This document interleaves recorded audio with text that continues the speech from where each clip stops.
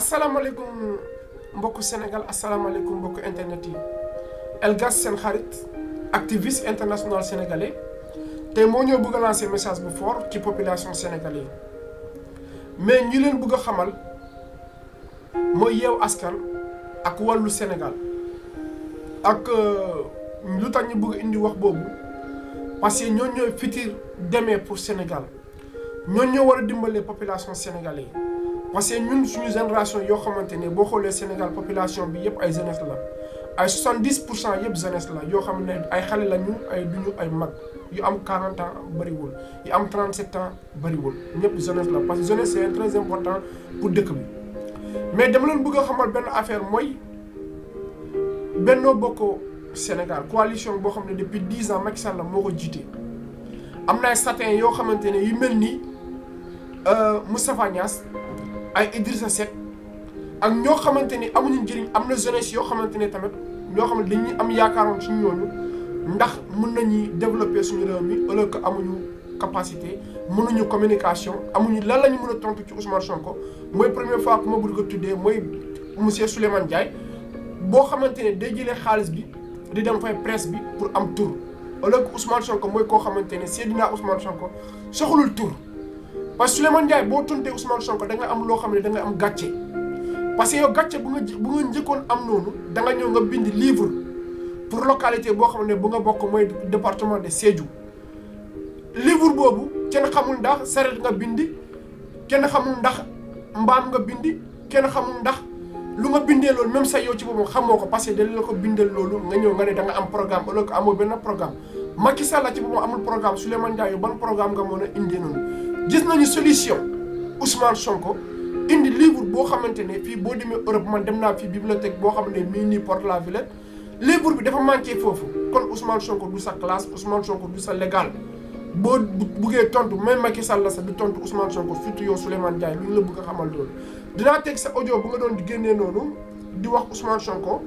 pour nit yi déglu ko Souleymane Ndiaye lan la waxee si Ousmane Sonko. ñëpp a dégg. La première institution du Sénégal. Ousmane Sonko insulte toutes nos autorités. Il a insulté récemment monsieur Moustapha Niasse, monsieur Idrissa Seck. Qui sont des. ku mu waxoon noonu monsieur Moustapha Niasse Idrissa Seck ñoo njëkk a insulté population sénégalaise parce que ay sàcce la ak ñoo xam ne jubuñu ak ñoo xam ne ay triant lañu loolu moo tax Ousmane Sonko insulté leen quelqu'un qui aspire demain à diriger un pays doit respecter non seulement les autorités mais le plus simple citoyen. Mais Ousmane Sonko ne respecte personne. Et il pense que par la manipulation il pourra accéder au pouvoir. Qu'il se détrompe. Nous sommes dans un pays démocratique. On peut avoir des ambitions mais on doit respecter les lois. dégg ngeen monsieur Souleymane Ndiaye lu mu waxee noonu kon ngeen xam ci lu mu waxee sax gëmu ko parce que xamu ko parce que lu mu waxee noonu mënul communication kon pour ngeen am Souleymane Ndiaye koo xamante ne mën nañ ko dégager waxam bii nii activiste yi ko nekk yaa ngi ci département bu nga nekkee nga dem attaqué Souleymane Ndiaye su doonee maire Ziguinchor déggul leen wax Souleymane Ndiaye lu mu waxee fii nii balaa ñu tontu ko maanaam xaalis bu nga xam ne daal au niveau local Ziguinchor moom la ñu utiliser mel ni Ziguinchor dafa bokkul ci Sénégal loolu nag wax dëgg yàlla si cette question duñ si xóot waaye moom su bëggee ñun invité nañ ko à un débat public. Souleymane Ndiaye Ousmane Sonko soxlul pour débat ak yow soxlul pour Ousmane Sonko débat ak yow ku mu war a débat mooy Elgas parce que xam nga lu tax ma wax la loolu parce que mën ngaa lire mais c'est-à-dire jàngoo loolu mooy sa problème bi. xam-xam bu nga yor mën nga lire mais mënoo jàng